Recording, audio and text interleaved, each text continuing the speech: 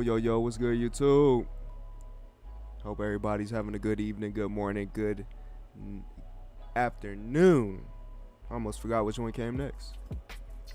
But I hope everybody's enjoying themselves.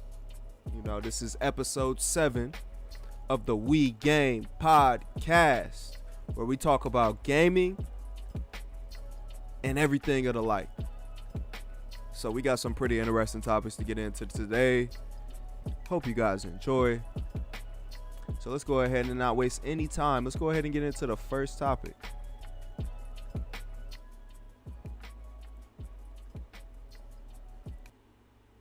All right, so first topic is going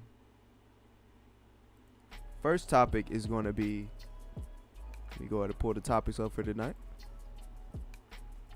Gamescom Indiana Jones drama. Yeah, it's a lot of drama going on with Indiana Jones right now.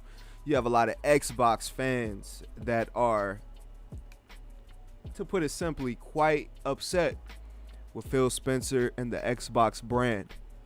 And it's for valid reasons. I'm an Xbox fan. I'm a little bit of a PlayStation fan. I'm joking. I like PlayStation.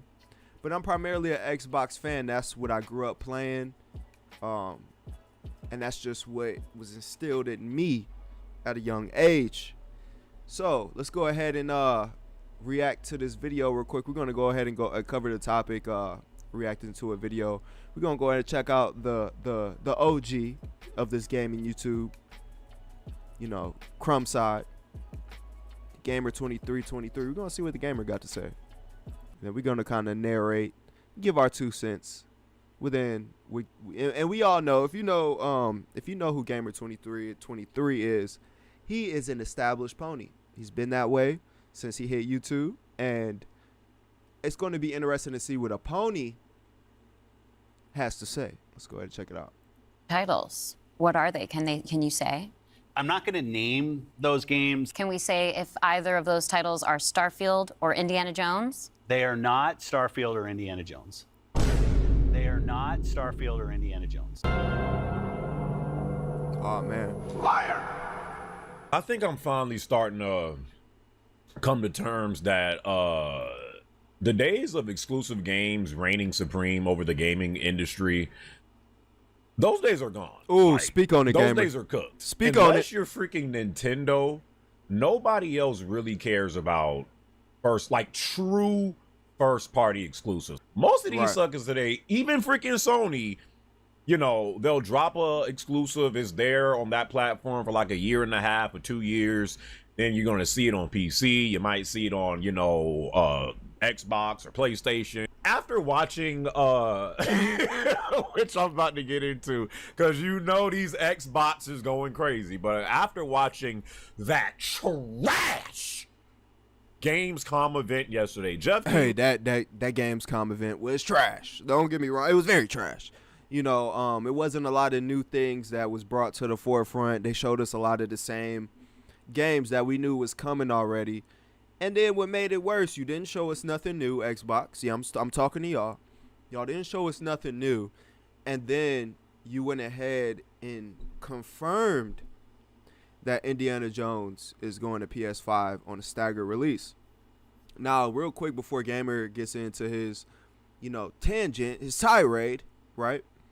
He made a great point. He said that moving forward, he could see, you know, exclusives, first-party exclusives becoming very rare, like more and more rare. And I agree, because one thing that the gaming bubble has reached is max capacity, right? As far as people who are willing to go out and buy a console, they don't own a console, they've never owned a console, they're new to the gaming world, right? That bubble has damn near hit its peak. It's about to burst, right? And so and most things are digital now. Let's talk about Black Myth Wukong real fast. We're going to get into that a little bit later, but just want to bring it up to make a point. Black Myth Wukong, I didn't even notice until I was sitting inside a GameStop trying to get a copy on day one release, right? Because I love physical copies. And so that means I own a PS5, unfortunately. But they don't even have physical copies of Black Myth Wukong. And when they finally drop the physical edition, it's not coming with a disc. It's going to be a code inside of a case. Back in the day when I was in middle school, that was asinine. That was unheard of, to drop a game and have a case and have a physical version of the game, and you're not giving me a disc, right? That's what we're moving towards. Xbox is about to drop a all digital Xbox Series X. And it sucks. It truly sucks. As somebody who loves to buy physical copies of games that I play, it sucks, right? They're following behind PC. They're literally following behind PC. PC ditched the physical copy of games decades ago, and now console is getting to that point where they're going to be ditching physical copy of games. It sucks, man. But the fact that Xbox had the audacity to pay all this money to be at Gamescom. Now, from a business perspective, it makes a lot of sense. It's the best move that Xbox could have made. And based on what I'm seeing, even though there are court records when Xbox was going through the ABK, where they said Indiana Jones will be an exclusive, they weren't lying. They just didn't elaborate, right? They left out details. It is an exclusive for a short period of time. It's a timed exclusive, is what we like to use in the gaming industry. So the fact that they went ahead and confirmed all the speculation, all the rumors, right? It pissed off a lot of Xbox fans. Now, me personally, I'm not upset, because I'm not the type of guy that gets mad because other people can play good games. I think Indiana Jones will be a good game. So I'm not upset that the PlayStation community gets a chance to experience a IP that we haven't even talked about in decades, right? Since the movies, right? So I'm not mad about that. I'm just upset at the mixed messaging from Xbox. Tell us what it is, man. Stop sugarcoating. Stop trying to beat around the bush. Keep it real. Right? Because if they would have been upfront about this from the jump, hey, Indiana Jones is coming. We're funding the game. We're doing a timed exclusive for Xbox. I would be fine with it. We would have been able to cope with the situation a long time ago, and we'd have been able to move on by now. But the fact that you guys bring that up at Gamescom, out of all places, y'all couldn't have dropped a blog about it, right? Y'all had to bring it up at Gamescom. And not only that, you guys used and one more, right? For anybody that knows about presentations, giving presentations, when you use the phrase, and we have one more thing, that's usually going to be something game-changing. Something exciting is going to follow behind that phrase. These motherfuckers had the audacity to say it's coming to PS5. Like, what? Like, what? So, it just pisses me off. It doesn't piss me off that Xbox is sending games over to PlayStation, because at the end of the day, Xbox knows that they have to have as many players able to play their games or buy their games as possible in order to turn a profit, because of the business model that they created. They created Game Pass, and Game Pass incentivizes you not to purchase games, right? So they're not making the same amount of money that they used to make back in, Xbox 360 days from their consumers, right? People are not going out and buying a game unless they really like the game. And to be honest, the casuals that have Game Pass, Xbox Game Pass, does not buy games probably for you, really, right? Unless it's not going to Game Pass. But if it's on Game Pass, they're not buying it. So they need to have other player bases support or supplement the income that they will lose for their own consumer base not purchasing games. It just is what it is, right? So I'm not mad about that. It makes sense from a business perspective. PlayStation has millions of users, daily active users, and bringing a product to that community will be very profitable, right? And it's been proven that that community of gamers buys the games that Xbox puts on the platform. Call of Duty, right? You got Sea of Thieves, which was in the top 10 sales the first month that it went to that platform. So it's proven that they will buy the games. They will support the games. Don't let Twitter trick y'all into thinking that PlayStation fans do not want to play Xbox games because Xbox games are so trash. They buy Xbox games. Yeah, they do. So I'm not mad about it. I'm just mad about the mixed signals. What's up, Earl, man? Shout out to you, man. I ain't seen you in a while. How you doing, fam?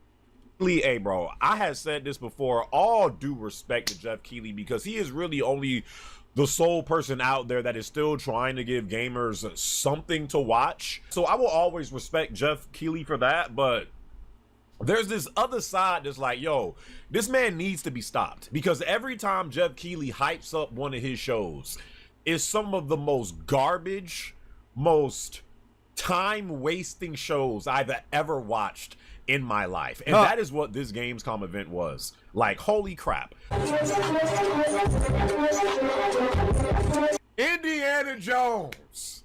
Now, we all, like, I mean, maybe some of us did not know, but this has been rumored for a while that Xbox is, you know, one of their big titles, upcoming titles, was rumored to be coming to PlayStation. And, you know, just like you guys seen at the very beginning, Phil Spencer was like, oh, no. It ain't going to be, it's not going to be Starfield. It's not going to be like Indiana Jones. Like, I knew that sucker was lying.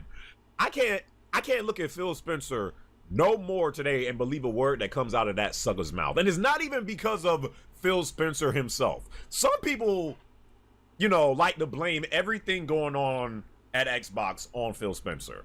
Do I think Phil Spencer has said some crazy things as of late? Yes, he has. 1000%. However, I think Phil Spencer is just a puppet. Phil Spencer is just like the president. Like, I don't think the president is really in charge of nothing neither. It's all the suckers behind the scenes that you never see that's really calling the shots, that's making facts. You know, the moves at Xbox. And you know, Phil Spencer just has to be the guy to, you know, you know, to make this stuff known. So suckers be like, yo, fire this dude. Hey, no lie. After Gamescom, I hope Phil Spencer has upped his security.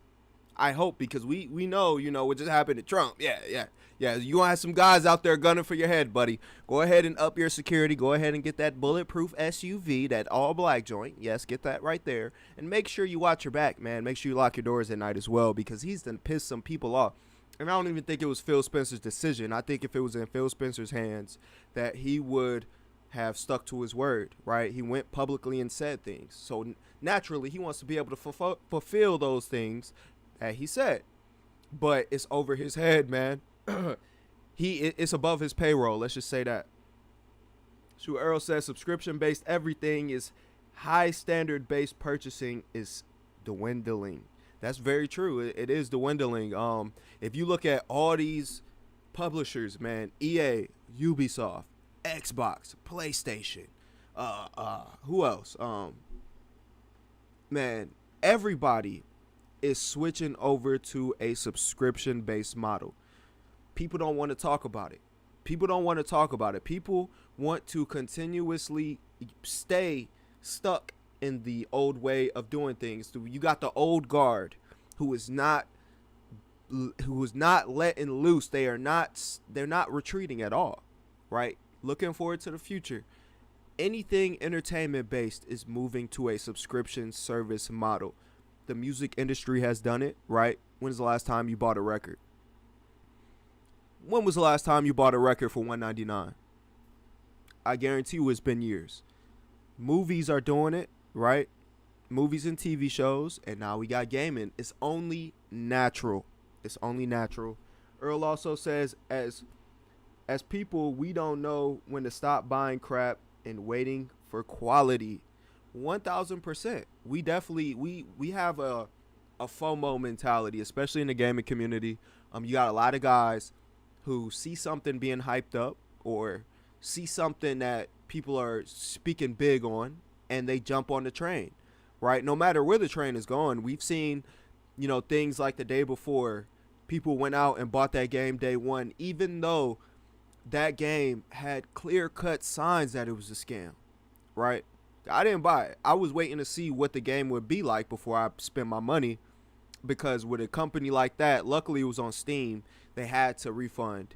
But usually with a company like that, they gonna get you for your bag and disappear. It's called a rug pull. You know, so we have FOMO, man, and we want to be a part of the conversation, right? So, you know, dealing with that in the gaming community, these companies are able to get off with a lot of shit because we are going to spend our money and then cry later about it. Find this dude, get rid of him. But yeah, at this point, I don't believe a word that comes out of Phil Spencer's mouth, because why should I? Why should I believe anything that this man has to say, given the track record of what's been going on at Xbox? I don't even think it really, I mean, honestly, I do think it's for the best that Indiana Jones, because so it drops on Xbox in December. It drops on Xbox and PC and Game Pass Day one. In December of this year. That's a day then in one. spring of next year, it's coming to PlayStation. I do feel like it is better that this game is dropping eventually on PS5, because I don't, you know, I mean, there's been so many games at this point that was said to have saved Xbox, and it was supposed to be this game at one point, then this game, then this game. No game has really gotten Xbox, like, you know, like a spike in sales where people are just going out and being like, yo, I need to get an Xbox right now, which is why I just feel like it has nothing to do with I mean, it does have to do with their games, but it's also because you don't need an Xbox to play. Bingo, he's saying it right now. It has nothing to do with the games. Xbox has a mean line. If you look at the IPs that Xbox owns, they have a mean lineup. They have a mean lineup from classics to modern day. They have Call of Duty. They have Minecraft. They have World of Warcraft, right? They have StarCraft, right? They have all these different bangers, dog. But the thing is, they tell you not to buy an Xbox. And this is the thing that, is funny to me that I see through the console warring, the discord between that. And it's funny how people are seeing the messaging coming from Xbox. Microsoft is specifically telling you, buy an Amazon Fire Stick. You don't need an Xbox. Just have a Fire Stick and a controller, right? On PC, you don't need an Xbox. Play it on PC, right? Play it on your phone. You don't need an Xbox. Plug a phone or hook a phone up to your phone. Or hook a phone up to your phone. What the hell? Hook a controller up to your phone, right? And then you could play and stream the game. Xbox is telling us consistently, no console needed. That means that, one, I believe they have slowed down production of Xboxes, right? Even though they're dropping a digital version, they're only doing that in order to try to generate some capital. They're not trying to profit really off of Xboxes. They're not. Because one thing that they realize is the supply chain is very expensive, right? Not only that, we've seen it with COVID.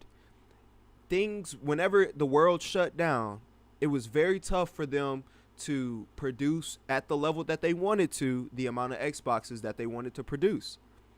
And so there are a lot of different issues that come with selling hardware. Now that we're moving into a digital age, Microsoft is thinking, why are we focusing on the physical when there are games releasing that are digital only? Not only are there games releasing that are digital only, there are people who have already got stuck into an ecosystem. So people that play on PlayStation, they have a whole digital library of games, right? Maybe thousands of dollars worth of games.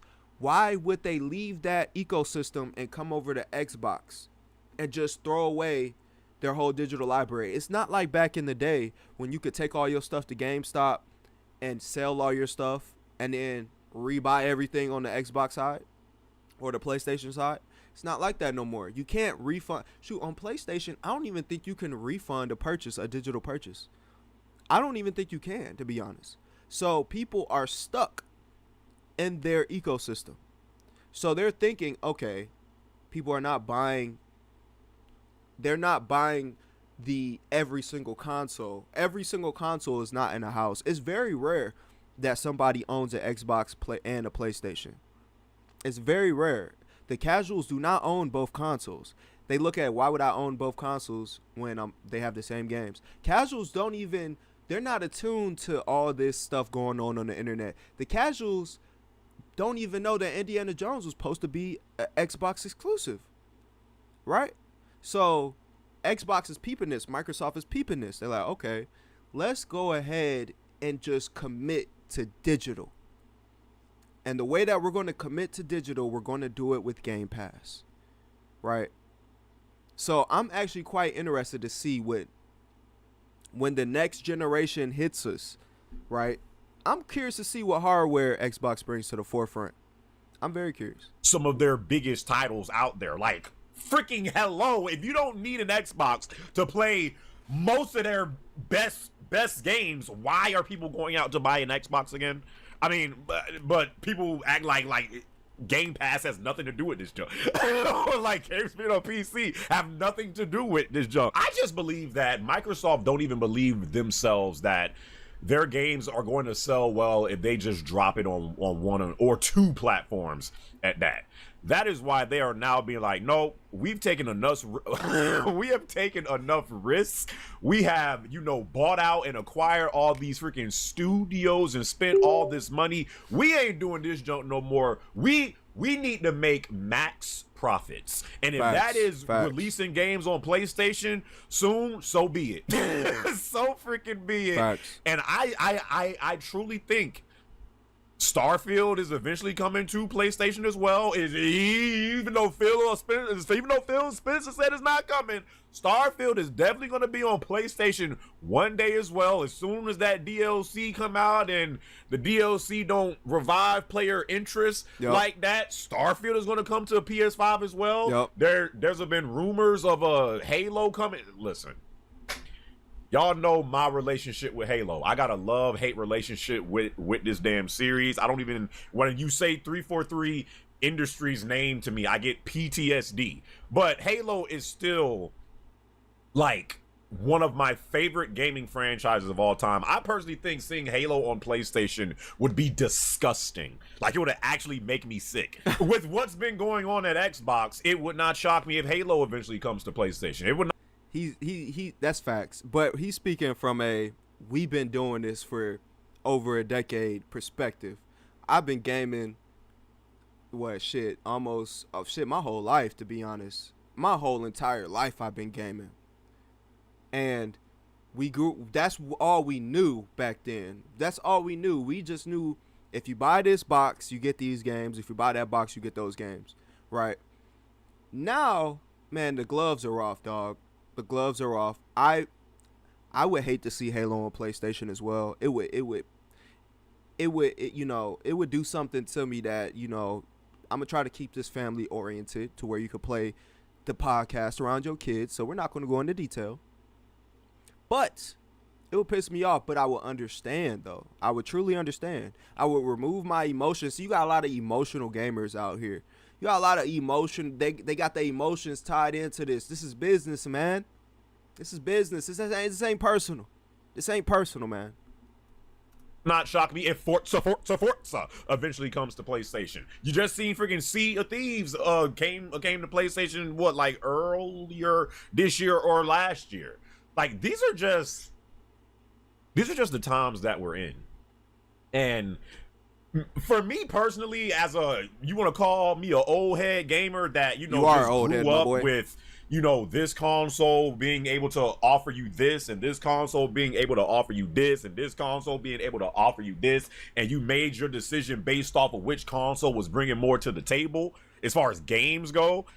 I still wish that we was in that era, the era of PS3 and 360 and all that stuff, but outside of, again, Nintendo, I just feel like the days of true exclusive gaming is over.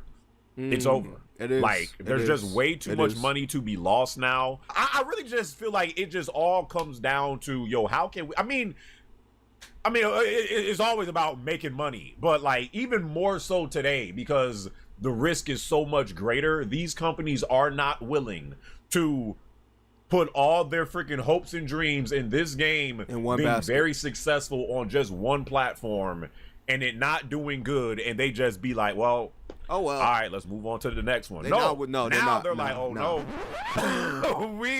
we gonna be dropping this junk on PC. It's gonna be on He don't on wanna say Xbox. PlayStation. Okay. It's gonna be on freaking Switch. It's gonna be on hell the Ouya. Does that junk still exist? I don't know. But they are now willing to, after again like a year or two max, you're gonna see more and more outside of Nintendo.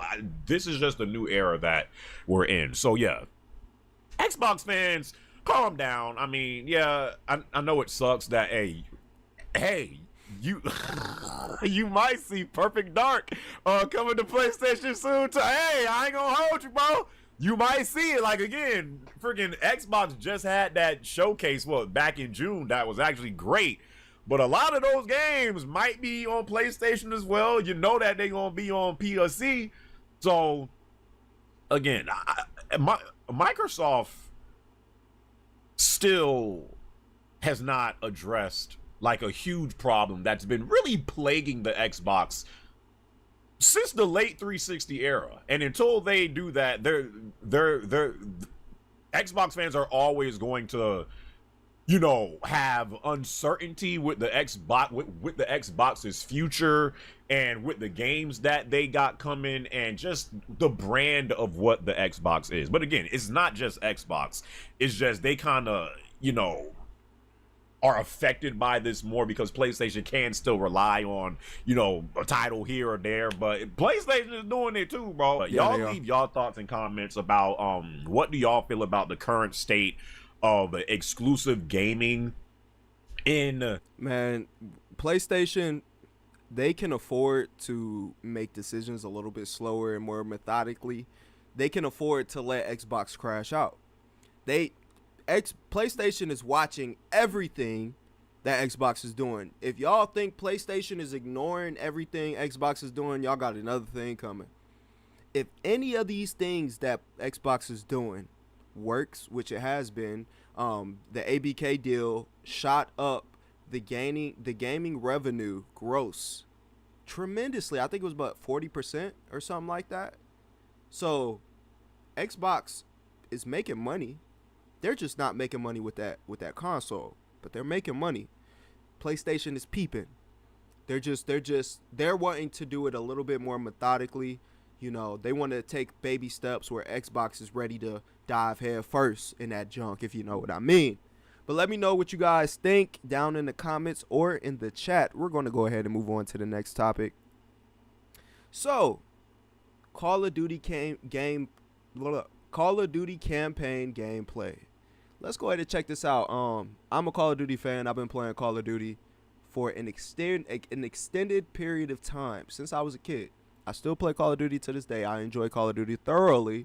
So I'm quite curious to see what Black Ops 6 has to offer us. That's also going to be a day one cop. If not, I'm playing it day one on Game Pass or whatever the case. But I'll probably buy it just because I play Call of Duty. I play Call of Duty. But let's go ahead and check out this gameplay. This is the campaign. We need a good campaign from Call of Duty because that last bullshit from Modern Warfare 3, I don't know what that was. That was some rushed bullshit. That open world mission style. Like, no, we don't want that Call of Duty. We don't want that, Microsoft. Go ahead and give us that classic Black Ops 1 World at War vibe. Give us that vibe. Earl says, make them sweet and see what they'll do. But we like unity, so the corpse will always win. It's supposed to be we the people instead of we the corp. That is so true. People are repping these corporations at a level. It's gangbanging. Motherfuckers is gangbanging in the gaming community. Niggas always got a gangbang, man. Ain't that crazy? We always got a gangbang. We always got to pick sides, right? We should want something to benefit all of us. Unfortunately, that's not the case. Let's go ahead and check out this gameplay. So we're gonna show up to this fundraiser, get what we need from the senator, then grab Adler from the black site before anyone knows what's happened. Camera actually works. Sometimes I surprise even myself. I like the vibes. Let's just hope Sav and Case can get the retinal scan. Senator's on stage now. Use your camera to get a better look. The senator isn't giving interviews tonight, and he doesn't go anywhere without his security detail. I've marked a few leads that could help get you close enough to do the retinal scan. Take your pick. I got it on good authority that the senator stole some sensitive information from the people I work for. Who the hell are you? Blackmailing a senator with sex tapes. Can't beat the classes. Oh, wow. Okay, I like the story narrative so far. I've cleaned up another of your messes. Lee Grisham, head of security for All Drain Energy. Grisham might be our way to McKenna.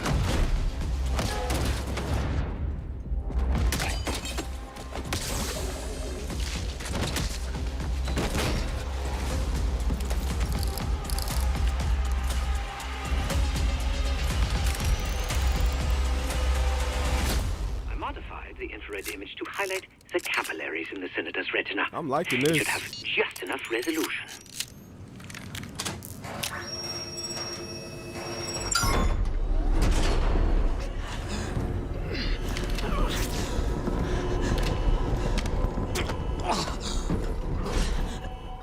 Please help. They took me during shift change. Knew our schedule somehow. Started shooting. Sounds like an inside job. It must be Pantheon. We can do this loud or quiet.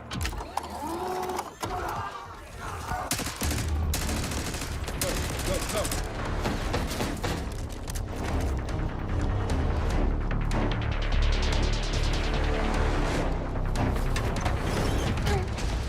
Easy, Adler. We're here to help. Guess Wood's got my message. The old man says you're worth it. You better be right. Oh, we got Woods back.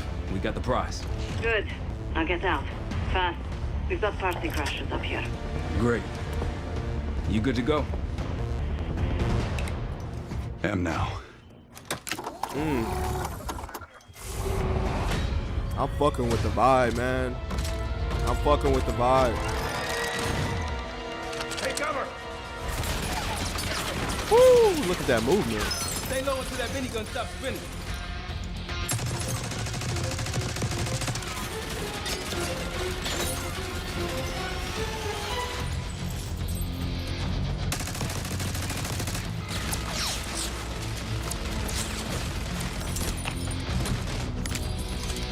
Weapon wheel. That's the first time we've seen that. In Call of Duty, at least. Stay down. Nice work. These Pantheon guys literally sent the big guns after you, Adler. How's that feel? Like progress. Up through the service hatch. You two first. I'll give you a boost. You first, Adler. Come on, Case.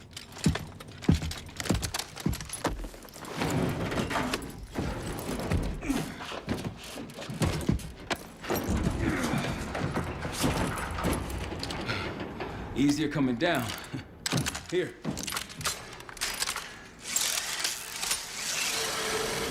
They always gotta have that zip line scene, man. They love they zip lines. Almost home free.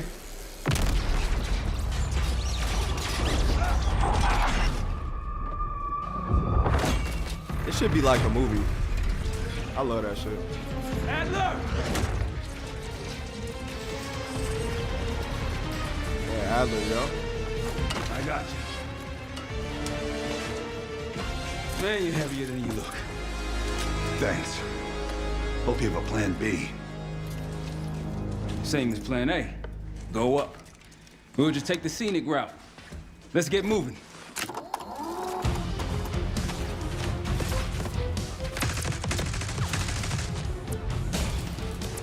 This shit looks so tough, bro. This shit look fire. Let's go!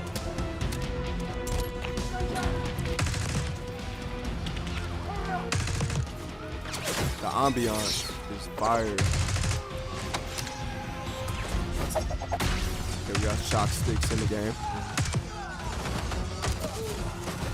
Yeah, we're ready for exfil. What's the play? No play. This place is surrounded by cops. We can't reach you. Damn it! These graphics. If we can't outgun them, we outrun them. Just like that, huh? Just like that. America! Fuck yeah! This was supposed to be a game, family game in general. Ever do anything like this before? No, but I don't see any better options, and I'm running out of bullets.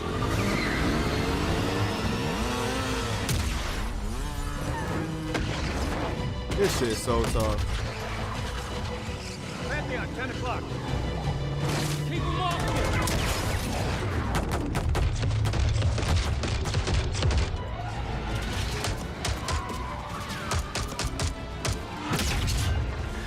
It's like some James Bond shit. God damn.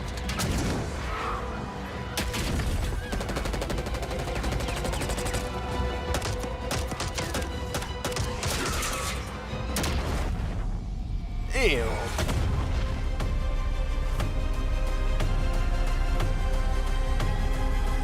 Ooh-wee. I think the Call of Duty campaign is back, if you ask me. I'm liking the narrative. It looks like it's blackmailing going on. It looks like it's some corruption in the U.S. government, right? Looks like it's some corruption going on. We're going to expose it. I like it, man. I like it. One thing that I can appreciate about Call of Duty campaigns is that's one of the areas of their games that they never changed. They didn't steer too far away from that classic Call of Duty epic. You know, story is there, but it's not necessarily one of those stories where you have to play every single game. Each game is like its own movie, right, or extension of that. And man, I'm excited. We don't get people talk so much shit about Call of Duty. We do not get campaigns like this no more, man. Especially in the first-person shooter genre. Name another first-person shooter with a campaign on this level in the last 5-6 years. Fortnite don't have no campaign. Apex don't have no campaign. So they still focus on that, man, and I'm really looking forward to it. Another campaign that I'm looking forward to as well that also looks good is going to be Delta Force. I'm gonna speak about that game a little bit later, but Delta Force campaign, it's on Unreal Engine 5, and that looks like it's going to be pretty good as well. Black Hawk Down, it's going to be Black Hawk Down in Delta Force, so I'm liking that. We're gonna go ahead, definitely check that out day one. But let's see. Earl says the board members may overlap. They even might have an agreement or / contract together to keep things exclusive or share assets. That's facts, right? They're doing negotiating when they're getting these IPs that they don't own. Indiana Jones, Microsoft doesn't own that IP, so they had to negotiate with Disney, and I am almost certain that Disney made it a point to say either you release this game on PlayStation or you're not getting it. And not Microsoft, I assume, said, okay, we can do a staggered timed exclusive release. And I think if it was in Disney's hands, I believe they would have dropped it day one on PlayStation as well. I mean, they might as well, to be honest. It's going to their platform anyway. Why make them wait? I don't understand timed exclusives, because nobody in that time period is going to buy a console and it's coming to their console eventually. It just doesn't make sense. I don't understand timed exclusives, but that was definitely something I can see being negotiated. Earl also says, I've been drinking, so autocorrect hey, my boy, hey, put one up in the air for me. Take one for me, man. You know, take one for me, my boy. He said, you believe, Earl also says, I believe Black Ops 6 has no traditional campaign. It's supposed to be all multiplayer. I'm not sure what you necessarily mean by not have a traditional campaign, because I mean, we did just kind of watch the campaign preview playthrough, but if you mean like at the level of the old Call of Duties, like that vibe that we grew up with, it's a big chance. It's a big chance that it doesn't touch those games even to this day. I could definitely see that as well. Earl says, take that with a grain of salt. It says he can't stand autocorrect. Hey, my boy, I can't stand autocorrect either, you know, unless it's actually working.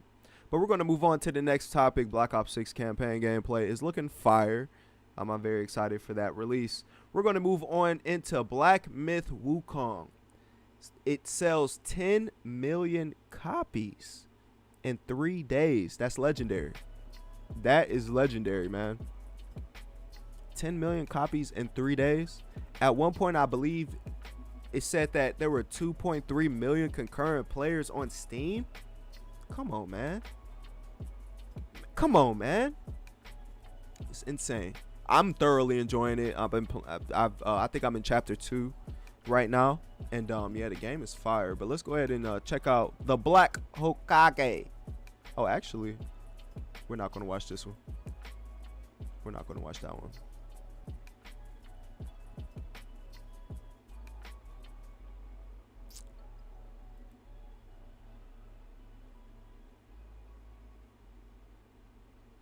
Okay, let's go ahead and just play this then. Okay, so Black Myth Wukong, man. Black Myth Wukong is a, why is it so ashy? Like, okay, there we go. Black Myth Wukong, man, is a pleasant surprise. It's a pleasant surprise. The gameplay is so refreshing, man. We don't get games like this very often. Not only that, this game is based on actual lore. This game is based off of a book that was written back in the 1600s, and it's called I want to say Black Myth Journey to the West or Journey to the West. And I went ahead and watched a video on Journey to the West, you know, and talking about that. And now that I know a little bit more about the lore, it makes this game so much more exciting. If you are playing this game, I definitely recommend look up a video, man. Look up a video of the actual novel this game is based off of, and it will give you insight into the world of Black Myth, and things will add up. Not only that, it makes you excited because you see parallels, right now. You know, I'm thoroughly enjoying it. When you die in the game, you don't lose your XP. I don't think you lose any XP, and so you can just go hard. You could just run your head into a brick wall with no penalty, and I enjoy that.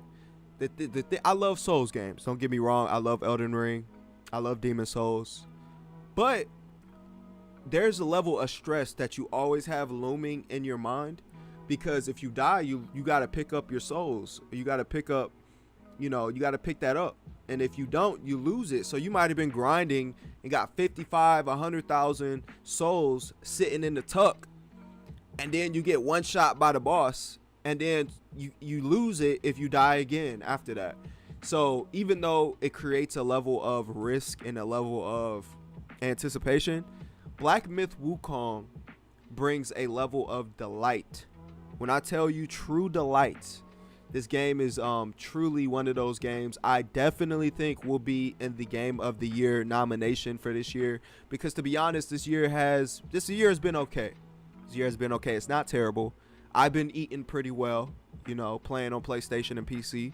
I've been eating pretty well, but there aren't a lot of games out there that's going to be able to dethrone this game, even given the drama surrounding the game. There was one specific Metacritic reviewer that talked about diversity was lackluster, saying that there weren't any women or enough women in the game. I don't know if there are any women, because I haven't gotten that far. I haven't even seen a woman in the game. But this game is based on a true story, so if there are not any significant women in the book, it doesn't really make sense to force, you know, diversity. There are no black people in the game, so I'm not like tripping off that, like, oh man, there should be a black person in this game, it's not diverse. If it doesn't build the world and create more immersion, why force anything into these games, man? And so they penalized Black Myth for not having women in the game. But for one, the market for this game is not women. Women are going to play this game, but there's going to be, I would argue, like a 99% male to 1% female player base. And that 2.3 million, I would say maybe there's 100,000 women out of that 2.3 million that's actually playing Black Myth Wukong. Women are not checking for Black Myth Wukong like that, right? And I also believe the game is doing very well. I believe Asia is the reason why this game is doing as well as it's doing, because this is like a household name or a household story, you know, or legend in the Asian culture. So they have a level of attachment to the story that us Western world enjoyers, yeah, because we enjoy the Western world, us Western world enjoyers do not have. But like I said, if you're playing this game, go ahead and look up that lore, man. You will be very delighted. I think Dragon Ball Z was based off of this lore. So there are a lot of parallels, man. It's very, very fun. I thoroughly enjoy it. There are no microtransactions, right? You can earn everything in the game. There's no bullshit. And not only that, this is a boss rush game. So by you not being able to lose your souls or your XP, it complements the boss rush experience so well. Because if you're fighting bosses back to back and you are constantly being threatened with losing your XP, that's kind of stressful. But the fact that we don't lose the XP, it just makes you be able to, it allows you to enjoy it at a level that is truly refreshing. So if you like the style of games, you like Souls games, definitely check this out, man. You will be thoroughly delighted. I'm playing the PlayStation 5 version. I know there was a little bit of drama about that version of the game and the performance mode and the ghosting. Me personally, I haven't noticed any issues. Of course, it doesn't look as good as PC, but it looks good. It looks good. I play it in performance at 60 frames. I tried to switch over to balanced and quality mode, but all it does is tank your frames. There's no significant boost in visual fidelity. So yeah, if you are on the fence about getting this game, definitely check it out. It's a reason why 2.3 people were playing it at the same damn time. Shout out to Future and Lil Wayne. So that is all I have to say for Black Myth Wukong. We are going to be moving on to the next topic. Let me know if you guys have played Black Myth Wukong in the comment section or the chat. Next topic of the day will be Avowed is running at 30 frames per second on Xbox Series X and S. Obsidian confirms. Ah, man, another bullshit. This is what I think is going to happen. They're going to release the game at 30 frames per second, and then they're going to drop a 60 frame per second patch about 6 months to a year from now. Bullshit, man. Just release the game when it can be played at 60 frames. These people, man. So let's go ahead and check out this video real fast. Let's see the discourse surrounding Avowed.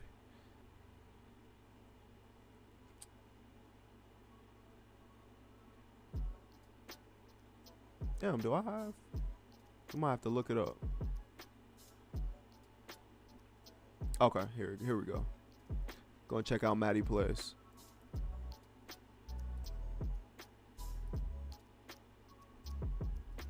On the Iron Lords podcast channel and talk to the production director and art director of Avowed about what we played, and we got some answers. One of them kind of went like semi-viral about frame rate. Yeah, we'll talk about that here in this video, but we're also going to get into a lot of nuggets that no one else is picking up from that interview because everyone is busy talking about frame rate, and these are like legitimately great answers beyond that. Certainly, I have my thoughts on the frame rate conversation. We'll get into that, but I really wanted to lean into what I played from Avowed and what I learned from that interview. So we'll be spotlighting both of those today. And just a quick shout out that full interview, which is over a half hour long, will be linked in the description down below. Great interview. If you want to go shout ahead out to the and Iron check Lords. it out. So there's much to be said about Avowed. Ladies and gentlemen, if you're new here, consider subscribing. A little bit of housekeeping to warm us up here. First and foremost, Xbox did fly me out to this event in LA, and they did pay for my stay. I brought my fiance with me, so I paid for her flight. So some of my money was on the line, but I'm not like IGN or something like that where I got money coming out my ears and I can pay for every single trip. I'm trying to fund a game. I'm also trying to fund a wedding right now. So my money's going in a number of places.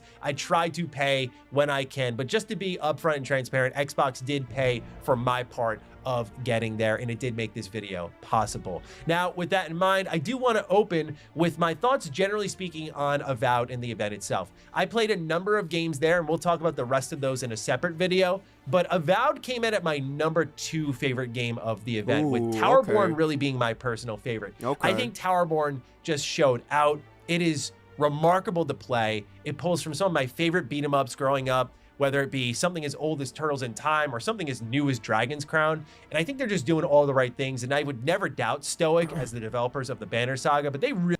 Man, Towerborn is not really my style of game usually, but this game does look fire, man. I am intrigued, so I can see it being his favorite game. Definitely looks good. Really just impressed me, and they gave me a level of transparency in my conversation with them, which is something I'll talk about in a later video. So it really just won me over. Whereas Avowed, I think, is really good, but it does have a couple of problems to it that I don't know if they're going to get ironed out by launch, even with this delay in mind. So let's talk about that. For me, it really comes down to the combat. When it comes to the design and the mechanics, this is some of the best Obsidian has ever done. I was flipping between loadouts, I was popping abilities and skills, sometimes combining them between myself and my companion Kai to do some cool things. I was also using them for exploration. There's a lot of fluidity and flexibility in this combat system, and when you look at it alongside their last combat system in the Outer Worlds, it's night and day. It's not even close. Whereas Outer Worlds shooting existed as a conduit to get to the best part of the game, which was dialogue and skill checking. Avowed still has a lot of dialogue. We'll see how the skill checking pans out, but man, does the combat really show out in a strong way on a mechanics level. And then because of that, the level design is the best it's ever been for Obsidian. It also helps that this game looks way better than I ever expected it to look. You know, in the trailers, I think you saw that this was a vibrant world, but when I had it running in front of me, I was just so impressed by how great the lighting was and how the color grading was, the way that they created these environments beyond the assets that existed within them, like the statues, but the debris that lay around it. Like, this is a beautiful game, which I didn't quite anticipate because it's Obsidian, and that's not really ever their focus. But what I'm happy to say is it doesn't feel like it detracted from what I think they do well. For example, I had a conversation with this gentleman that me and Cog are currently calling the Gold and Silver Surfer until we can remember his name properly. And this man, who is a godlike just like me, talked forever. And in a good way, I mean. I had like 7, 8 dialogue options at one point. Oh, and I would go down a whole entire rabbit hole. And normally dialogue systems go like this. They narrow over time. And so all those options kind of exist as an illusion to get you to the same endpoint. So as I'm clicking through dialogue, making all these different choices, I think I'm just narrowing things down. But then all of a sudden I get kicked back to the top. And there are those 7 or 8 options again. And I'm blown away. I'm like, wow, so it looks this good. The gameplay is shaping up pretty well. And the dialogue is meaty. So it doesn't feel like any of this was done at the sacrifice of what I know and love about Obsidian, which made me really happy with the game. But I opened this up with like a criticism. That's because I lay that all out to make sure that you're aware that something is here and something is good about it, but it doesn't feel quite great in the melee area versus the ranged area where it does feel better. And I will also say the sound is not good when it comes to combat. It needs to be better. Now, while the FPS conversation is out there, frame rate did not play a factor in my experience because I was playing it on a PC and it was running at 60 frames per second. I did not play this on an Xbox console. So this is definitely going to be a PC day one cop, if not playing it on PC Game Pass, because for one, I don't own an Xbox, so I can't play it on Xbox. But even if I did, I'm not belittling I wouldn't even say belittling myself. For the guys that own Xbox, man, do your thing if that's all you could play. But I'm not going with the whole, I'm not supporting 30 frames per second, man. That's just so unfortunate, man, because this is supposed to be the most powerful gaming console ever created. But y'all are dropping the games on at 30 frames per second and then coming back 6 months later and then dropping the 60 frames per second patch. This is what I think is going on with Xbox development. I think developing on the Xbox Series X and S is a hassle, even for first-party studios. I think it's the Xbox hardware is in the same place that PS3 was in back in the day, where it was a good console for the time, but it was a hassle having to deal with whatever development tools that they have. And I think that's what's going on with these Xbox games, man, or these developers developing for Xbox. they are dealing with a lot of bullshit behind the, you know, in the programming side. That PlayStation, it doesn't seem like they have to deal with that same thing. I think PlayStation learned their lesson. Xbox is going to have to learn their lesson this generation if they want to continue to make hardware, because developing for that Series S, it's like developing for the Xbox One basically, and I think it's causing development issues. So, you know, they're not able to be as efficient as they could be. It's a very unfortunate, but I believe there will be a 60 frames per second patch at some point in the future. With that in mind, what goes wrong with this? I went through the demo twice over. The first time as a ranger, so I had 2 guns in my hands, I had a bow and arrow in my hand that I could switch to, so I was doing some stealth takedowns. When enemies were coming at me, I had abilities to throw out. I could use both guns, I could charge up shots. That felt good. Avowed felt at home right then and there. Then I switched over to the barbarian class. This, I don't know how to word it, did not feel good. It didn't. The way animations rattled off felt janky. The visual feedback for when you were cleaving through enemies, VFX aside, like you had directional bleeding and stuff, like that was there where it was giving you proper visual response to what you were doing, but it was even more floaty, it felt like, than Skyrim at times. And I don't like to say that, because again, mechanically it's sound. The encounter designs are great. There was one room where they threw like 10 skeletons at me and I'm dodging around, switching weapons. It's very engaging, but when you get to the melee side of things, like I will probably be avoiding that style of play for as long as I can in Avowed. And I would just suggest, if you're looking for the best experience here, Mage, Ranger. Facts. They feel the most at home. They feel the best. They look right. Looks funny they too. definitely embrace the majority of the game's mechanics, but melee does not feel great in this game. And when you combine that with what was said in the interview, I'll let you listen for the answer yourself here. I mean, nitty gritty of it, performance is one of the last things we figure out, right? We are core, and I think we've announced this elsewhere, we are core targeting 30 frames per second bare minimum. Like that's the... Of course, that is the bare minimum. Like he's saying that as if he's saying something. Anything under 30 is unplayable. So of course 30 is the bare minimum. Like, oh yeah, we're trying to at least target 30 frames. Like, bro, y'all are having an issue targeting 30 frames? Like, come on, man. That's the lowest bar that y'all have to hit. Like, what? He literally said nothing with that statement. Expectation. You know, it's a first-person single-player game. You don't necessarily need that 60 frames, and that allows us to get a lot juicier with VR. I hate when developers do this, man. They did the same thing with Starfield. Oh, it's a design choice to do it at 30 frames instead of 60. There is no benefit to having a game at 30 frames compared to 60. There is no benefit at all. I don't care if it's single player, especially multiplayer. Why in the hell are we still playing at 30 frames per second in 2024 when there are plenty of games out right now at 60 frames per second on both consoles? Cut it the fuck out. They just doing a PR bullshit right now.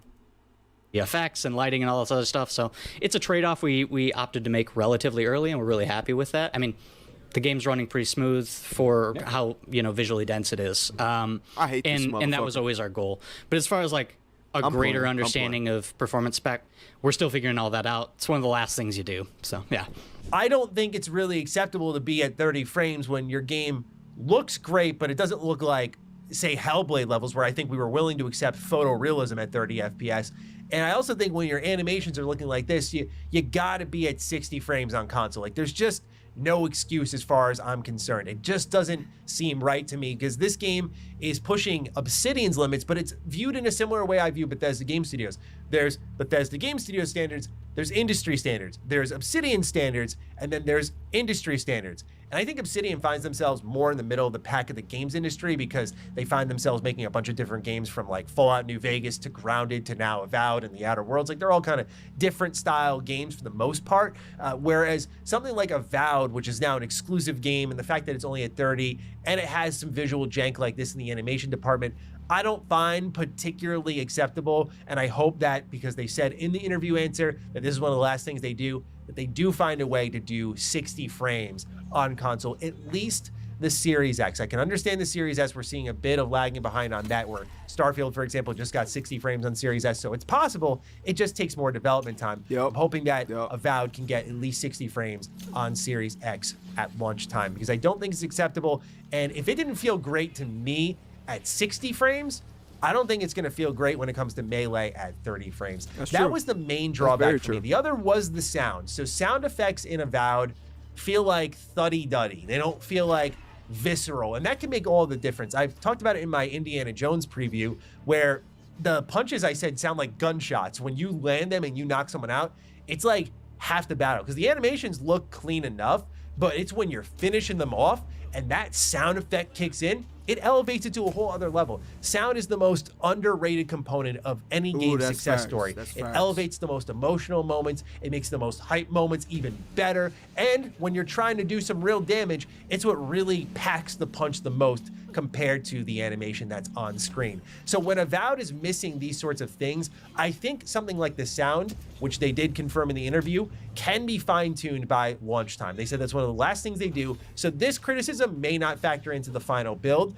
but I will say right now, it should be a priority because it doesn't sound great and in turn it doesn't feel great. I think I could deal with floaty animations if the sound effects, especially in melee combat, were better. So fingers crossed on that. But overall, when I'm looking at the complete package here, the combat does enough to get the job done. In particular, with ranged and mage combat, these do feel pretty good. But if you're like a Bethesda Game Studios fan, such as myself, there's a trade-off here that may make things a little more appealing to you. I say that because one thing that really disappointed me with Starfield, as I've said a million times, so I apologize if I'm a broken record to you, is the lack of truly unique looking and feeling weapons in that game. Like, to me, that's a Bethesda Game Studios and now Obsidian Entertainment staple. And so I was very pleased to learn in my demo that they had plethora of unique weapons to run through, some with their own different active abilities, some with their own different passives, but more importantly, they all looked different. And they did confirm in said interview that I did that there were a lot of uniques. So that made me excited because I'm happy to see more loot, more changes in my loadout. That goes a really long way with me compared to maybe others out there. Perhaps the biggest surprise of my time with Avowed was the level design.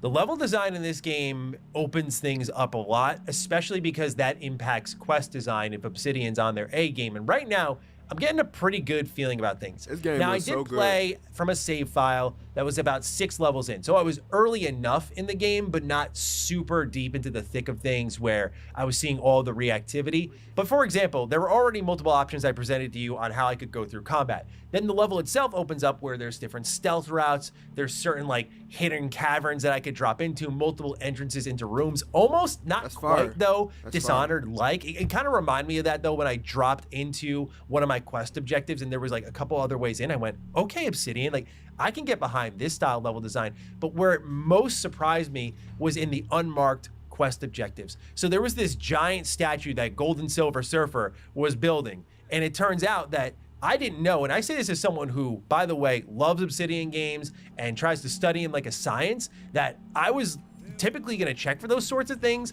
And I found out because a demo has told me, by the way, if you mess with these switches attached to this statue, something might happen. That I completely bypassed a whole step of the quest and pissed off Gold and Silver Surfer, and this man came after him and we fought. And I thought it was amazing to see that was there, and it was totally missable. And even in the interview, they talked about how you could bypass whole combat situations and the game's going to account for that just by abilities that, say, a ranger may have. So I could see the level of reactivity and player options here really winning people over, where things like the combat may disrupt people's level of hype, but I think it could be balanced out a little bit more if these sorts of things win you over. For me, man, that's what I love about Obsidian, man. I am more of an Obsidian fan than I am just a Bethesda fan, to be honest. Obsidian, they do everything well.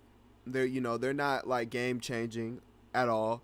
They don't really innovate too much, but they do what they do very well, and I appreciate Obsidian. I love Outer Worlds too, so I assume, just based off what I've seen, this game looks great, and the dialogue is just phenomenal.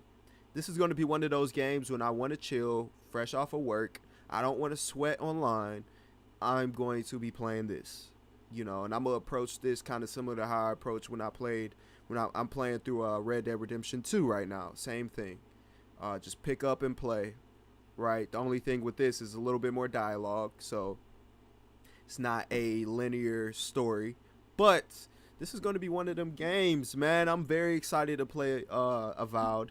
Let me know if you guys are looking forward to Avowed in the comments and or the chat. let's move on to the next topic. Avowed is definitely another day one cop for sure. So the next topic is going to be Activision killed a Call of Duty multiplayer mod and fans are pissed. Unfortunately for Activision, we're talking about the H2M Modern Warfare 2 Remastered mod.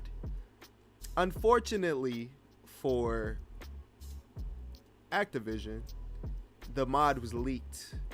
And when I tell you this mod is a banger, yeah, it's one of those. If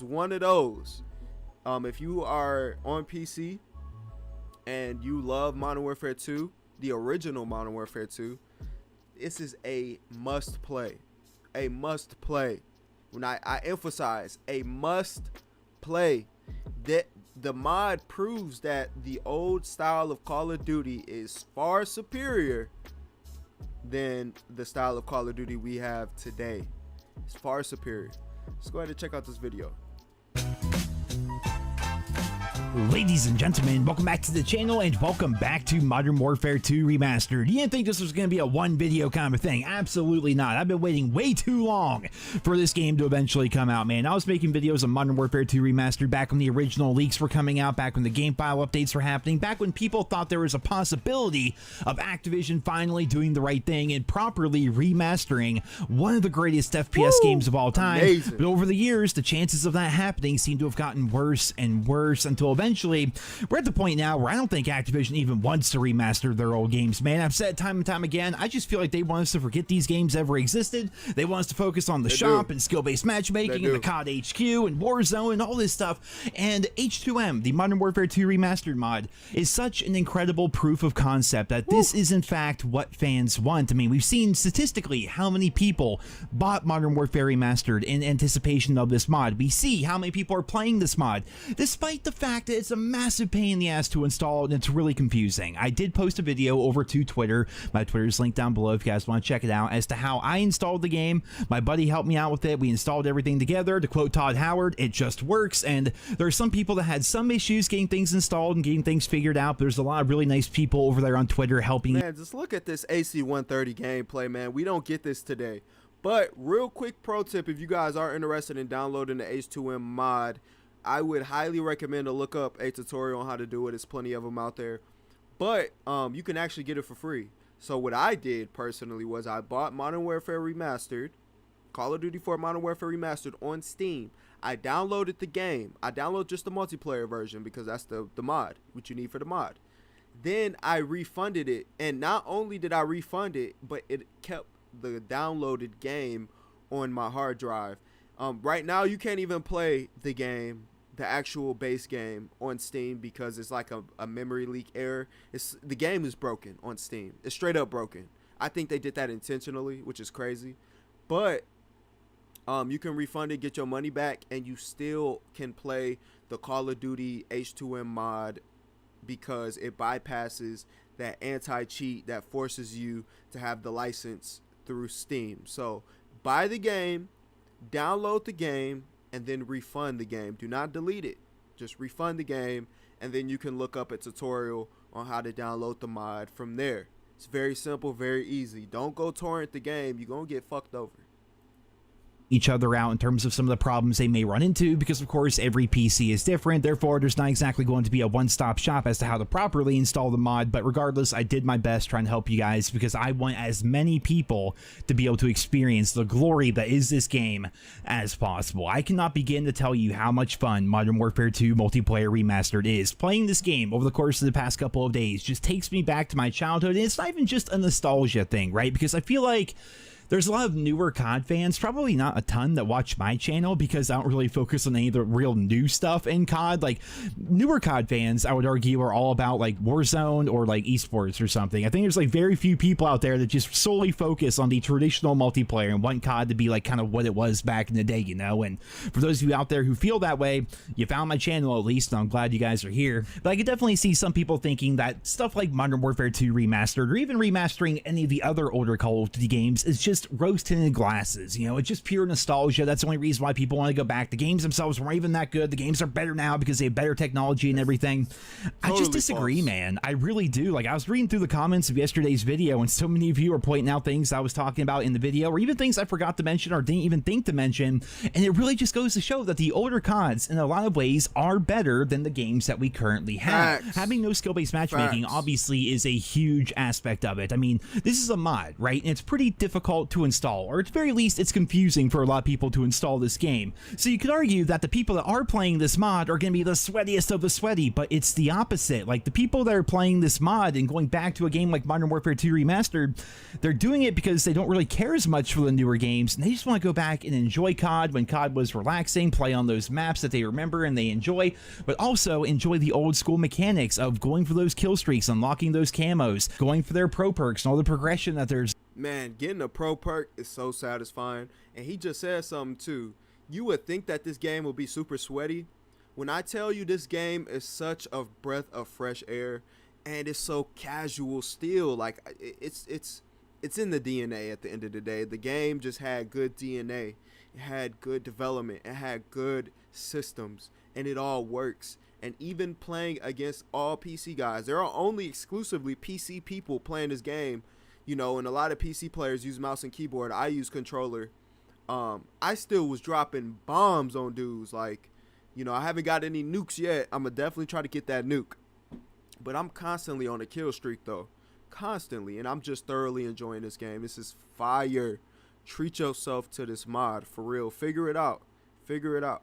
In the game, like, they just want to go back and enjoy a simpler COD back before it became what it is now. I'm sure some people think it's all just nostalgia, but I think there's a legitimate argument to be made that the older Call of Duty games, in terms of how they played and how they felt, are just better in a lot of ways than the current product that Activision is putting out there. Now, I wanted to highlight a couple of the comments from yesterday's video because these are so interesting to me, and it really just goes to show like where the community is sitting right now in regards to Modern Warfare 2 Remastered. Though I have to warn you guys, and I try to edit this out and everything, but I am ridiculously bad at reading out loud. Like, I don't know if you guys ever noticed that about me, if you ever watched any of my Let's Plays back in the day, or maybe saw me live stream. There's just something, like, I cannot read out loud very well. I have a huge problem with it for whatever reason. Like, we're playing Fallout, for example, where some things like that for you to read. Got to the point where I'm like, Justin, can you please read it? It just, for whatever reason, just never really works with me. So in the video, as well as give some thanks for you guys for being here all these years and supporting the channel and everything, and still commenting and still liking and still watching every video. This matchmaking helps the popularity of their game, and yet they are scared of a mod with no skill-based matchmaking. Doesn't their data show that Black Ops 6 with skill-based matchmaking will have better player retention? And then what is the name even? Kalashman NC? I would gladly pay $100 for a true Modern Warfare 2 Remastered multiplayer on Xbox. They just have no idea the absolute gold mine they're sitting on. These are two comments I wanted to feature here because they took down Modern Warfare 2 Remastered. Internally, like what we've heard from Bob Network UK is that they took it down because they were afraid it was going to impact the sales of Black Ops 6. Yet here we are. We have it 1000% would impact the sales because it's a better game than any game they're dropping today. But the fact that I hate when gamers get so excited where they just start talking stupid shit, right? He said I would spend $100 for a game. Bro, stop giving these people ideas. Even if you would, that's fine. But don't let your left hand know what your right hand is doing. Like, that's how you know a lot of these motherfuckers don't have any street smarts. That's like going to the plug. He giving you some weed, $10 a gram. But you walk in with your green self and, oh man, this weed is so fire, I would gladly spend $20 a gram. And he said, okay, cool, you'll buy it. It's $20 now, buddy. Like, what? Man, even if you enjoy it, man, keep your mouth shut. Ah, damn. All this data that they're putting out there saying that skill-based matchmaking is good for the game. Skill-based matchmaking is the backbone of the Call of Duty franchise. It's something that you're never going to get rid of because it's so fantastic and it helps out the player base and everyone seems to enjoy it and it's good for everybody. Well, if that's the case, then what's the problem with the little old mod on the side that's got a couple thousand players playing it? If anything, people are going to play Modern Warfare 2 Remastered, realize it's just people that download the mod that are playing it. There's no skill-based matchmaking involved. It's just server browsers, in fact.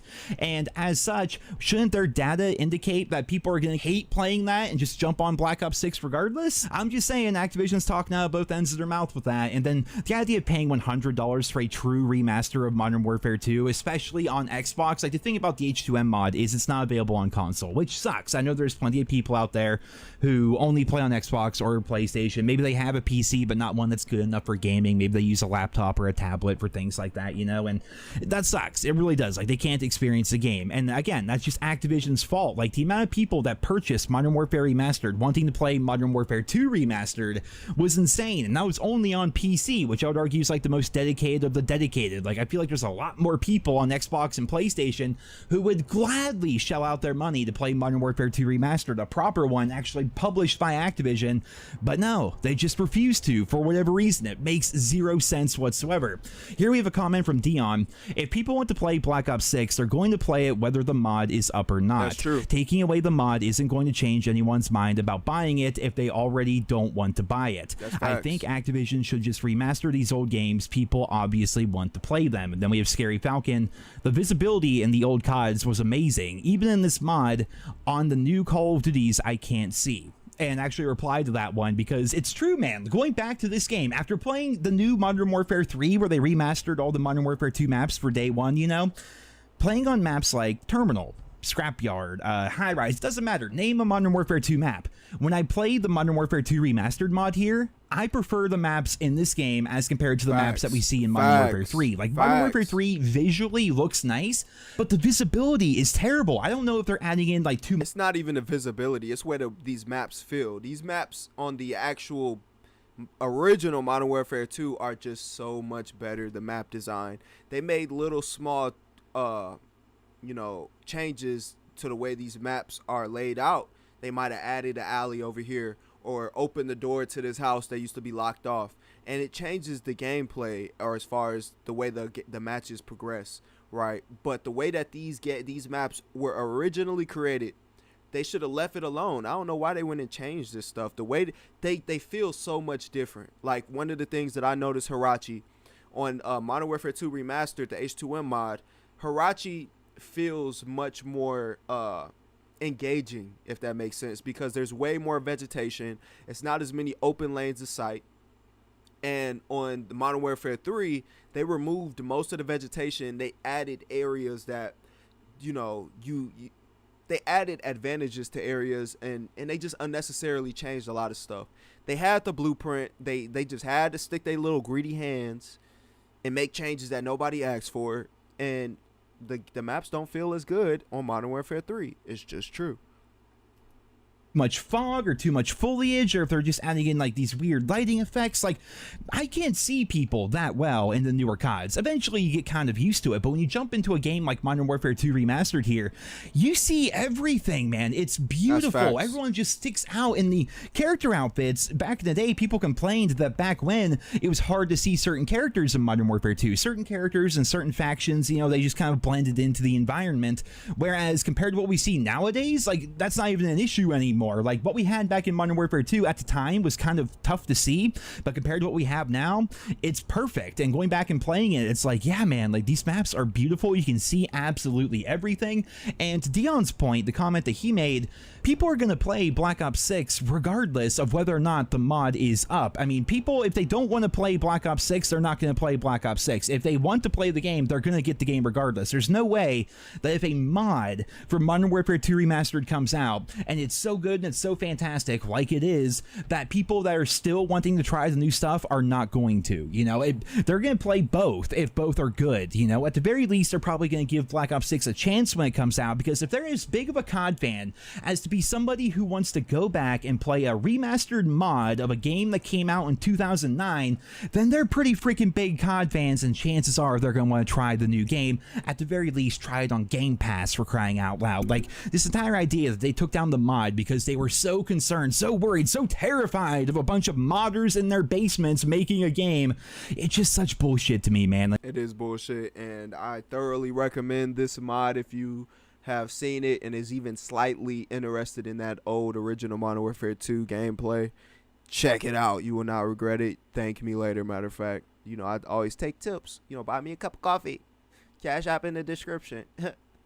But let's move on to the next topic. So, there was a new Dying Light officially announced at Gamescom. I'm actually quite curious. I put like 80 hours into Dying Light 2 after all the updates. I thoroughly enjoy that game, and I still go back to it from time to time because I just love zombies, and I love that, you know, traversal. The parkour is next level, and it's very immersive. So I'm actually quite interested to see what they do with this new Dying Light. It was supposed to be a DLC for Dying Light 2 from what I heard, and they just turned it into a game. So that might be a yellow flag, but let's go ahead and check out this trailer. The tracks lead this way.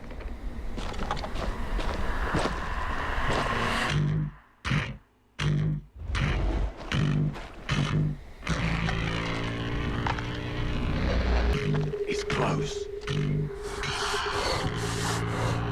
Stay here. Stand guard.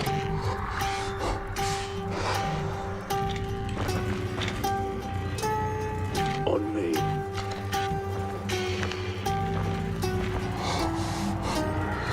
Bloody hell.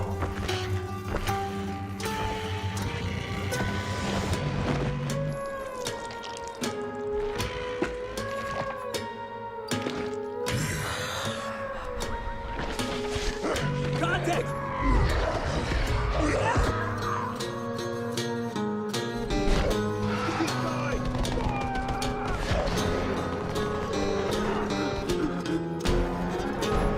The game looks really good visually.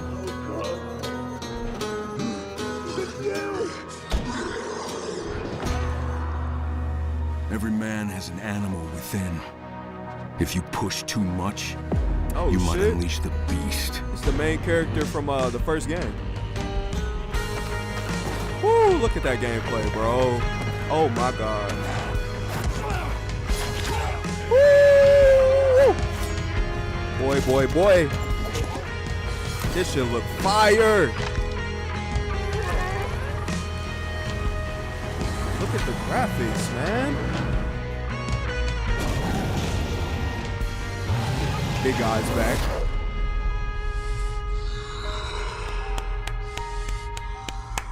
Oh yeah, day one. Did it give a release date? Let's see.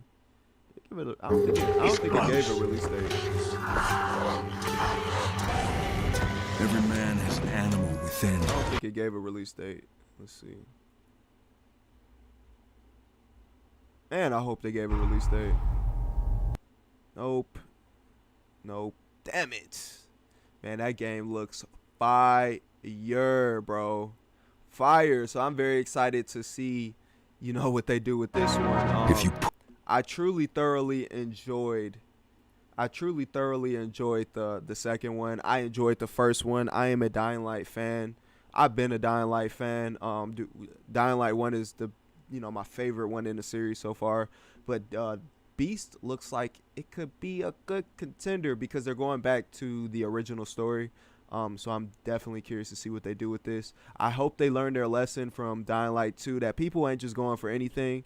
You have to bring us quality. You have to bring us everything that we expect and then build off of that. Don't regress. Don't regress. And that's what they did originally with Dying Light 2 and the launch for that game. So I hope that they build off of Dying Light 2 because they still are doing updates and bringing things to that game to this day. So I hope they build off of that and take it and run with it, especially if it was supposed to be a DLC. So there's no reason why everything in Dying Light 2 is not going to be in Dying Light the Beast. So I'm very curious to see. I'm curious to see what the Beast is going to be. Yeah, this is definitely a day one cop, and I will thoroughly enjoy this game. So that is that topic. We're going to move on to the next and final topic of the night. If you haven't already and you made it this far, please give your boy a like. It helps me very much. It's free and it takes a split second to do. Pimp slap the hell out that like button, you dig? So let's move into the next topic. Stalker 2 got new raw gameplay footage. Stalker 2 is a game that I am definitely checking for. So I'm very curious to see what they end up doing with Stalker 2, because I tried Stalker Anomaly and I just missed the wave. So hopefully with this, man, they're able to draw in new players like me. Player at this point doesn't know a lot about how it works and what it's for. He just gets information that it somehow recharge an artifacts that's put it inside it, and that 720p. If it got successful, it's gonna bring a lot of let's say money. Maybe something else. So at this point, player don't know what is the goal of the character, why he's doing it, and he's learning the story about your character also by doing this quest line. Because this is actually the bit that they've got on the show floor here, isn't it? At the start of the game. Because I had so much fun. I get what you mean as well when you're just trying to discover what exactly it does, and the storyline sets that up. Really good. But what about the combat in the game as well? Because we can kind of see our first fight here. Yeah. So it's a group of bandits. They were resting just nearby in their camp and doing their cheeky-breaky stuff. And then they saw that something happened. A wall was destroyed with a huge noise. They just turned up going to see what's happening and found you, a player, and it's amazing as well, because I found myself when I was playing this I was like the flashlight turning on and off, and like you can also like lean around corners, can't you, to kind of like engage fights from like a bit of cover. Yeah, so it's very important in this game to have a proper tactics. You should hide a lot. You should use your medkits. You should survive grenades, because AI is very pushing and challenging. They're trying to outcome you, to go from other side, and it's pretty stressful. So it's a first fight. It's very simple fight against 3 bandits, but as from what we can see, it's often lead you to several deaths. It's very unforgiving as well, and we just see as well, I found that it's like a big part of the game is like looting. So what kind of things should people be looking out for when they're looting?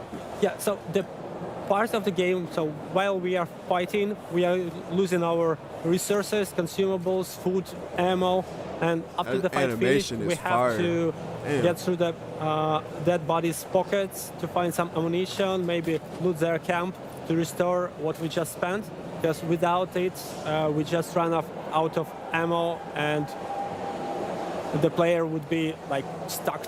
Because that's the big thing I have. I am very trigger happy when it comes to first-person shooters. Like, I fire way more bullets than I should. And then I found myself as well, I was like, I need to go check every building that I can because I need more ammo. Like, what kind of advice would you say for players hopping into Stalker 2 to spend their time in the world? So, the reason why you should discover and look for some stashes in locations is not because you just want to find some items, but because it's interesting to discover this abandoned place where was some living some time ago, and where is some story behind it. And when you are just walking around and looking for the corners, and it's beautiful there, you can surprisingly find a very something big time there, trying to get his point out. Let's get back to the Stalker. gameplay. Find anything there, but it could be there. That's what I found. I found myself like an assault rifle when I just had a pistol to start with. I was like exploring buildings and found that. But the game also, it looks amazing. Yeah, this is some stealth mechanics. Yeah. So it's not very as you used to have a stealth in the game.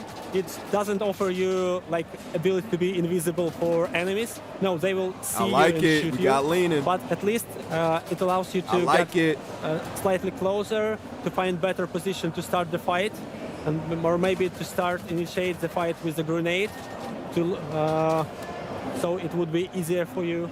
And, I like it. And then the fight is pretty challenging. Yeah. And you have to. You know, the way I'm approaching this game, I'm approaching it just like I approached Tarkov, just like I approached DayZ. It's that same mindset. I'm not approaching it like it's a linear story because it is single player. I wish they did have co-op elements in the game that would, you know, take this game to the next level. We seen that with Helldivers 2. Because I'm sure that Helldivers 2 will be a fun game solo, but having co-op takes it to the next level, right? Same thing with this game. Because it's such an open experience and you can do things in any order, right? Having your friends along in that journey would have definitely benefited this game tremendously. But we got to take what we can get. And the way that it's looking right now, this game is also a day one cop. I think they pushed this game back to November or early 2025. Don't quote me on it. I can't remember it off the top of my head. But let me know if this is a game that y'all plan on checking out in the comment section or the chat. So this is going to be the end of the We Game Podcast, episode 7. Thanks for pulling up to your boy. Shout out to you, Earl, man. You know, appreciate you for pulling up, man. And if you are watching this as a VOD, go ahead and subscribe. So whenever I drop the next podcast, I do the podcast on Saturday. I just had a brain glitch. On Saturday, starting between 7 and 8 p.m. every week or every other week or whatever I got going on. But usually every other week. Or, you know, if not every week, just subscribe and stay tuned so you're notified when I drop these podcasts. It's your boy RJ. I appreciate you guys for pulling up, and I'm going to catch y'all on the next one.